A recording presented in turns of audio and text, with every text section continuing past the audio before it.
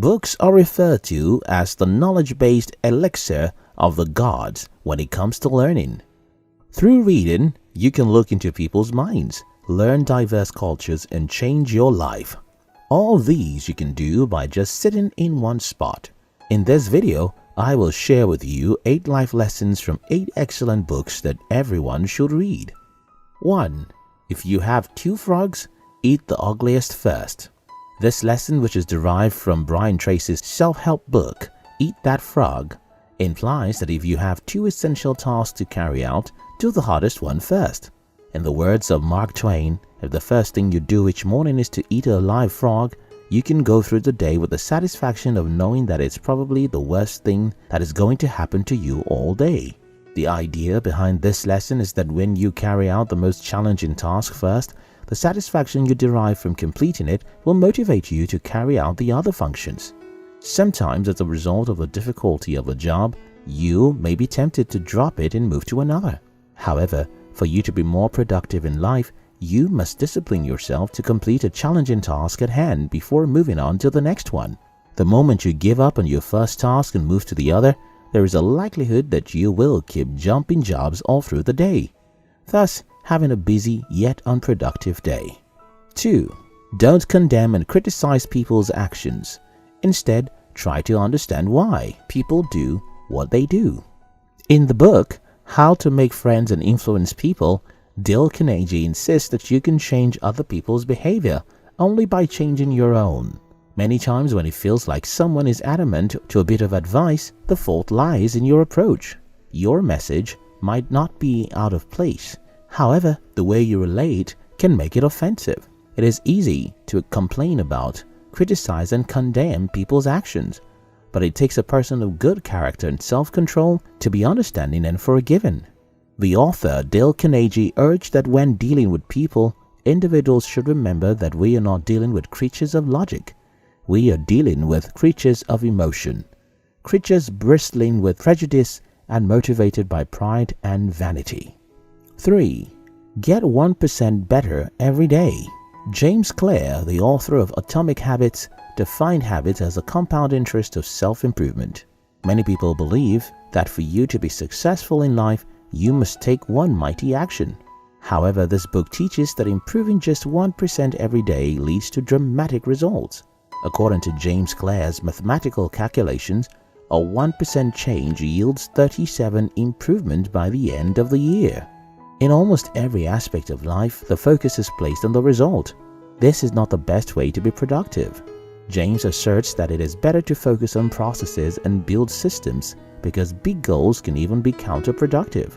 Although it may seem that those tiny changes make no difference in your life, it is only when looking back 2, 5, or perhaps 10 years later that the value of good habits and the cost of bad ones becomes strikingly apparent. 4. Emotional intelligence may matter more than IQ in the world today. A famous quote goes thus: "Competence can take a man to the top, but character keeps him there." Many people pay attention to increasing their IQ, but do not bother about developing their emotional intelligence. The book Emotional Intelligence by Daniel Goldman points out that emotions are not only what define our relationship or extreme situations like a fight. They are integral parts of our decision-making processes. People who are highly emotionally intelligent will make rational and balanced decisions and deal with people more effectively, while insensible people often make irrational decisions based on their emotions alone. It is difficult for them to have a good relationship with others. Everyone feels an emotional rush, but not everyone can manage it. In the words of Aristotle in the Nicomachean Ethics, anyone can become angry. That is easy. But to be angry with the right person, to the right degree, at the right time, and for the right purposes and in the right way, that is not easy. This statement is true for other emotions as well. If you must succeed in life, then you must pay attention to your emotions. 5. Understand your partner's love language. Gary Chapman, the author of the book The 5 Love Languages, wrote this book based on life experiences and stories from his client. The main idea about this book is that if you want to create a stronger bond between yourself and your partner, you must learn and understand your primary love language and your partner. Although this book has been noted to be effective in restoring the fire in marriages, its lessons can be applied in every relationship, be it family or professional. Research has shown that every human possesses at least one of the 5 love languages: quality time, words of affirmation, acts of service, physical touch, and giving gifts.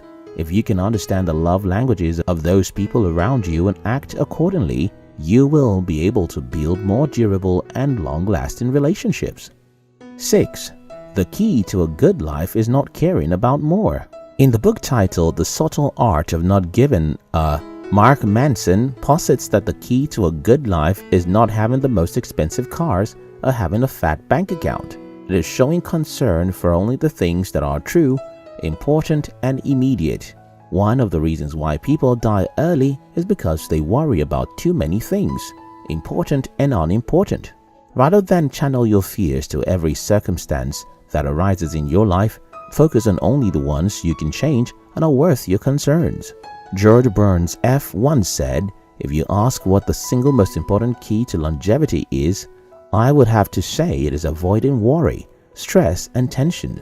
And if you did not ask me, I would still have to say it." Indeed, there are times when life gets messy, and you cannot run away from anxiety, tension, and worry that come out of it. But it will be best if you learned how to let go so that you can enjoy life more. 7. Riches begin with a state of mind. This lesson is derived from the book Think and Grow Rich, written by Napoleon Hill. If we want to get rich, we must first change our minds so that we can become, as Napoleon calls it, money conscious. A person who thinks he can achieve something is already a step to the finish line. If we think failure, then failure will be transmuted into reality. If we believe success, then success will be transformed into reality. Napoleon Hill further translates thinking as a mixture of initiative, faith, willingness to win, and resilience. Do you know that Steve Jobs was 20 years old when he began to think about the iPhone? Yes, the Apple company, one of the most valuable companies in the world, was once a mere thought in someone's head. This tale is the same for other successful companies. Even though it sounds dumb to some people, the only way anyone has ever gotten rich starts with a thought in their head.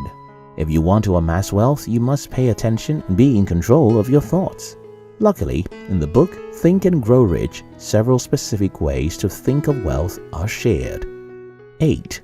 Skills can be cultivated through effort. The book Mindset by Carol S. Dweck explains that regardless of the differences between individuals, everyone can attain different levels of mastery if they put in the effort. Many individuals argue that the reason why certain people reach greater heights than others is that the former was born as achievers, whereas the latter is not. But this is not the case. The truth is that there are 2 types of mindsets. Those who seem to achieve much have a growth mindset, but those whose growth levels are slow-paced are stuck with a fixed mindset. Little wonder. Benjamin Barber, an eminent sociologist, once posited, "I don't divide the world into the weak and the strong, or the successes and failures. I divide the world into the learners and non-learners." While the fixed mindset makes you concerned with how you'll be judged, the growth mindset makes you concerned with improving. Improvement requires effort, and only a growth mindset will encourage that kind of behavior. Building a growth mindset will help you associate your self-identity with the talents you were born with and perceive both failure and challenges as opportunities to grow. In the words of Nelson Mandela, education is the most powerful weapon we can use to change the world. Well, education is not limited to schooling alone. Reading is an incredible form of training. You should try it often.